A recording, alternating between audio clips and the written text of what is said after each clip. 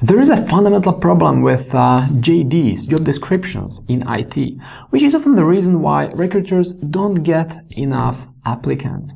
So look, JDs were never meant to be external ads. JDs are supposed to be used internally in an internal knowledge base by HR. But here is what usually happens. A recruiter receives a JD from an internal HR person and then copy-pastes this JD to a job portal. Often this JD doesn't even make much sense. Often the technologies are mixed or messed up. Often this is not attractive at all because, well, it was supposed to be used internally and not to attract software developers. So if you like what you will hear or see in the next few minutes, you can go to geekrecruiter.com/JD to see how can we help you rewrite your JDs. So now this is what we help our clients with. We rewrite the job descriptions to more meaningful, more attractive job ads. And this is how we do it. So first, we need to avoid these obvious mistakes like merging two job descriptions to one. And we see this often. A company is looking for two developers, one junior, one senior, and instead of creating two job descriptions, job advertisements, so it's more personalized, well, instead they create just one more generic, like, hey, we are looking for a software developer. The second mistake is mixing up technologies. Sometimes a program language with a framework mixed together that don't make any sense, and this is what I've seen just recently. Second, we need to focus on what matters to developers. Company, but not the information about the company that has been here for 20 years, but rather a company type, a corporation or startup or an agency, something that really can indicate something meaningful to developers. Well, obviously, if you cannot mention the name of a company, at least mention the type of a company, size of the company, size of the team, seniority of the team members. This is what matters to developers. And obviously, the environment. Are we talking about a company that runs in Agile or in Waterfall?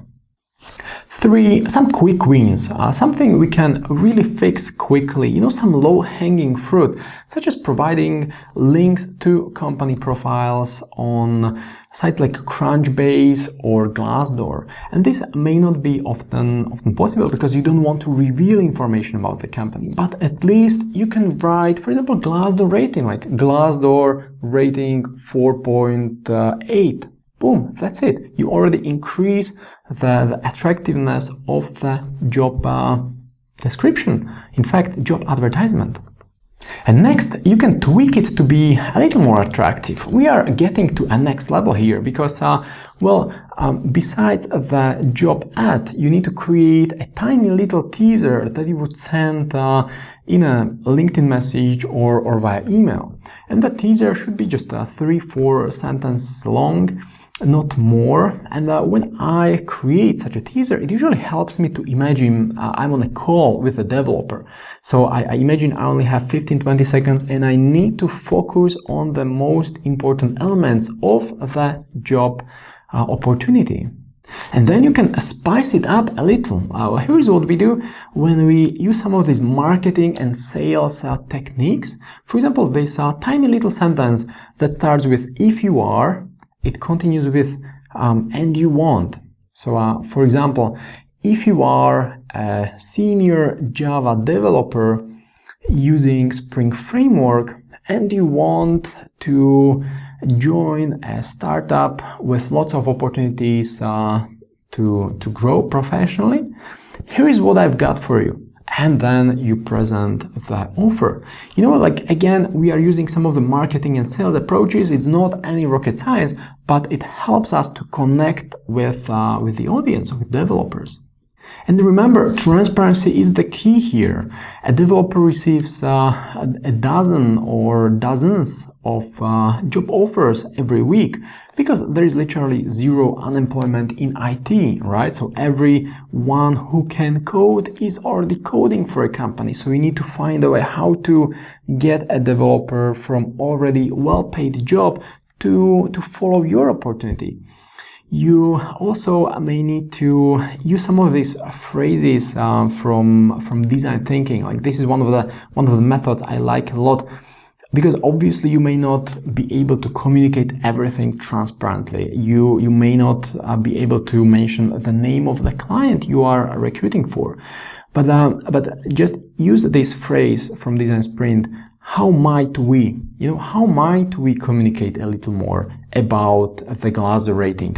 If you cannot link to Glassdoor page, well, maybe at least you can copy paste some of the ratings, like a Glassdoor rating 4.8, and you can also copy paste from Glassdoor's page one review, okay, to your JD, and then you can just keep going, brainstorming more. How might we reveal more information about the team? If you cannot list team members, well, then at least you can mention the seniority of the team members, so the developer will see there is someone to learn from.